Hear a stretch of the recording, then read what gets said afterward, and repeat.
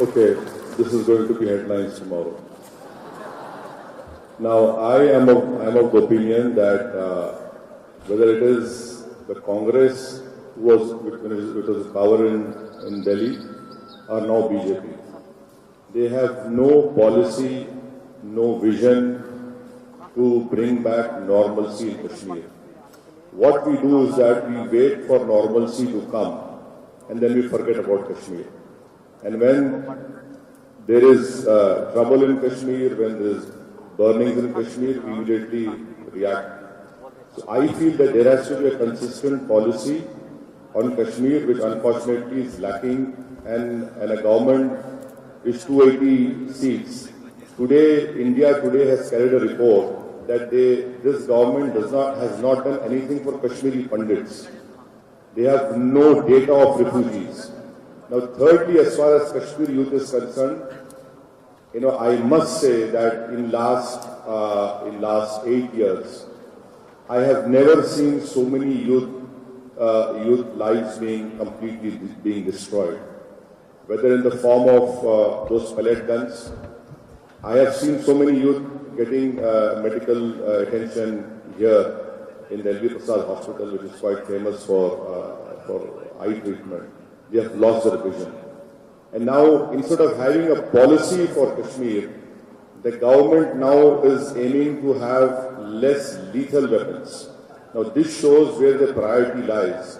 So, unfortunately, the Kashmir problem cannot be treated as some sort of a James Bond or in a Rambo style. Someone will have to show a statesman-like approach. And yes, there is a lot of alienation. And that is why we see that a by-election cannot be held.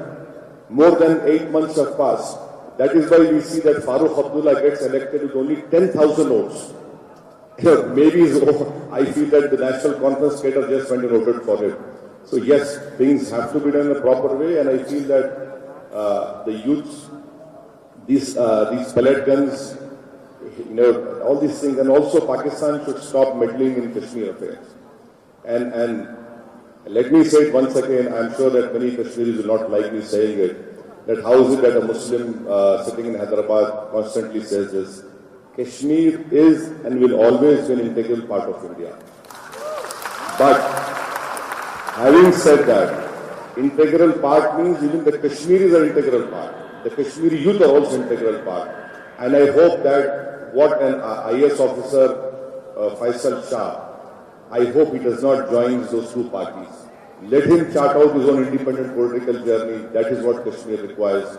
You don't want Kashmir political journey to be controlled by Babus or Ivy League officers sitting in Delhi. Thank you. That is right. That's a news-making point on which note I think we should. तो फिर देश का प्रधानमंत्री मेरे जैसा युवक बन सकता है क्या?